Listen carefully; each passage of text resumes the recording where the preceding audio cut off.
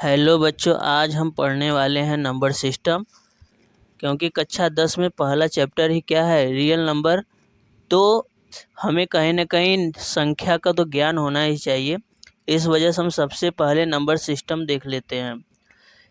अगर number system की बात करें तो जितनी भी पूरी संख्याओं को मिला करके पूरा जिसमें सब कुछ सम्मिलित रहता है वह है हमारा नंबर सिस्टम, जो संख्या पद्धति है। उसमें संख्या पद्धति के अंदर दो संख्याओं में बांटा गया है, एक रियल नंबर में और एक इमेजिनरी नंबर में। वास्तविक संख्या और एक काल्पनिक संख्या। काल्पनिक संख्या जैसे आई बराबर हो गया अंडर रूट में -1। अगर हम क्या करें, आई स्क्वायर बराबर हम -1 भी लिख सकते हैं। लेकिन हमें ये इमेजिनरी नंबर को नहीं पढ़ना है, हमें केवल वास्तविक संख्या या रियल नंबर ही पढ़ने हैं। जितनी भी हम संख्याएं आज तक पढ़ते आए हैं वह केवल वास्तविक संख्या ही है। तो वास्तविक संख्या में अगर हम देखें इनके टाइप्स में, जैसे कि पहला प्राकृतिक संख्या होती है जिसको नेचुरल नंबर भी कहते हैं। अगर संख्या जैसे जो काउंटिंग में हम यूज करते हैं 1 2 3 4, इस तरीके से हम इनफाइनाइट तक अगर चले तो ये सब सारी संख्याएं सब कहलाती है प्राकृतिक संख्या या नेचुरल नंबर। तो नेचुरल नंबर समझ में आ गया। हम आगे चलेंगे पूर्ण संख्या या तो होल नंबर में। होल नंबर अगर देखें तो क्या है, 0 1 2 3 4 और फिर ऐसे ही इनफिनाइट तक। तो प्राकृतिक संख्या के आगे 0 और सम्मिलित कर लिया जाए तो क्या हो जाती है, ये होल नंबर या पूर्ण संख्या कहलाती है। अब हम बात करेंगे आगे पूर्णांक संख्या। पूर्णांक संख्या के बारे में बात करेंगे। पूर्णांक संख्या हम देखें तो एक इसमें धनात्मक और एक ऋणात्मक पूर्णांक संख्या होती है, पॉजिटिव इंटीजर और नेगेटिव इंटीजर। साथ में एक जीरो भी इसमें होता है। तो कुल मिला के 3 हो गए, धनात्मक, ऋणात्मक और जीरो। पॉजिटिव, नेगेटिव और जीरो, ये तीनों सम्मिलित रहेंगे।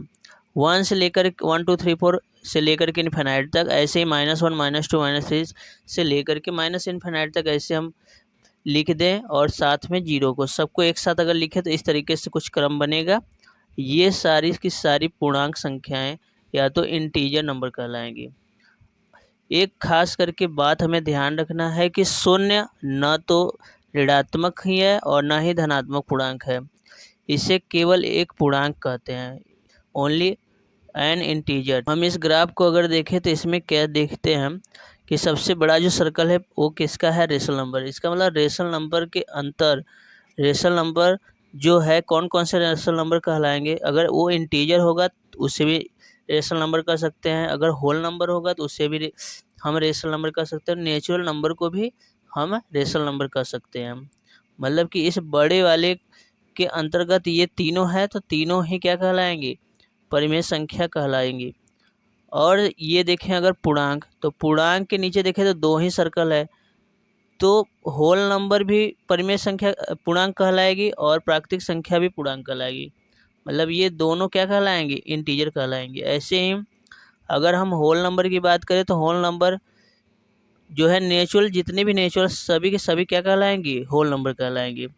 लेकिन हम कभी ऐसे नहीं कर सकते होल नंबर सभी के सभी होल नंबर नेचुरल नंबर होते हैं, ऐसा कहना गलत हो जाएगा।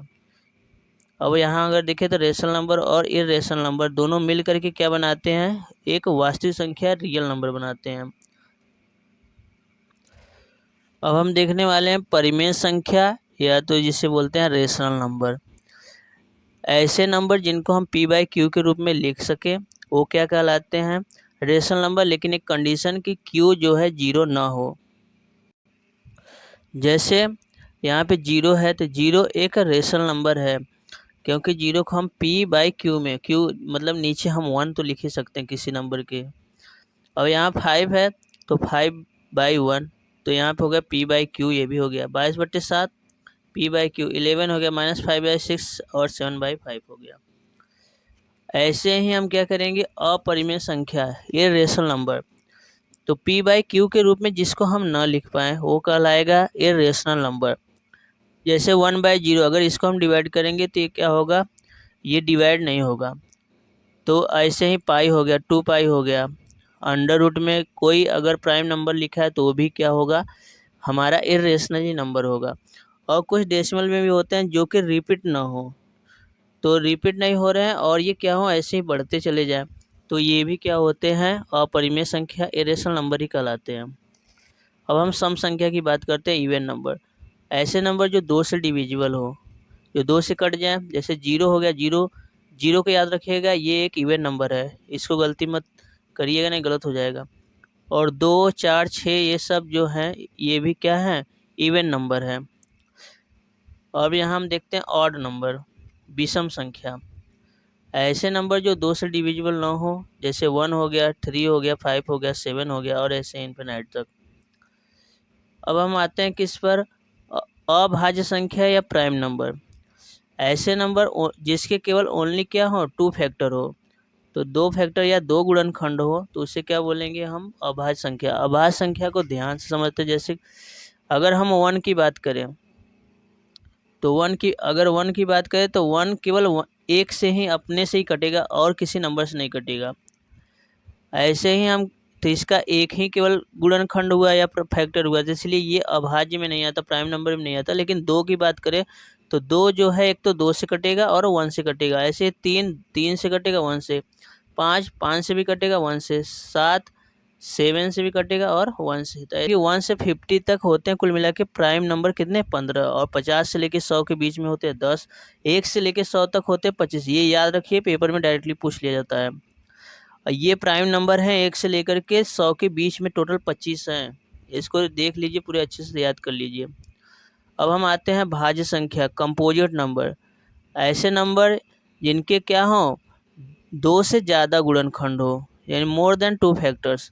जैसे 4 हो गया, 4 1 से भी कटेगा, 2 से भी कटेगा और 4 से भी कटेगा। 6 1 से, 2 से, 3 से, 6 से। और 8 किससे कटेगा, 1 से, 2 से, 4 से और 8 से। 9 भी कटेगा, तो 9 किससे कटेगा, 1, 3 और 9 से। ऐसे ही जिनके 2 से ज़्यादा गुणनखंड हो जाए, फैक्टर, वो कहलाएंगे भाज्य संख्या या कंपोजिट नंबर। सह अभाज्य संख्या। सह अभाज्य संख्या क्या है, यहाँ अभाज्य रहेगा, को प्राइम नंबर। ऐसी संख्याएं जिनके एचसीएफ क्या हो, ऐसी 2 संख्या हो जिनके एचसीएफ या मासा 1 होने चाहिए। जैसे 3, 4। 3, 4 में कॉमन कोई नंबर नहीं है, तो इसलिए यहाँ पे 1 माना जाएगा। और यहाँ पर 5 और 11, 5 और 11 में कोई कॉमन नंबर नहीं, तो इसलिए 1। और 15, 17 में कितना है, कोई कॉमन नंबर, तो यहाँ पर कॉमन नंबर 1 है। तो ऐसे 2 संख्या जिनका कॉमन 1 हो या उभयनिष्ठ 1 हो, तो ऐसे में उनका मासा 1 ही होता है, तो ऐसी संख्याओं को सहभाज्य संख्या कहते हैं। ठीक है, तो इतना हम देख लिया। अब आगे हम क्लास 10th का जो है चैप्टर फर्स्ट, उसको हम देखेंगे।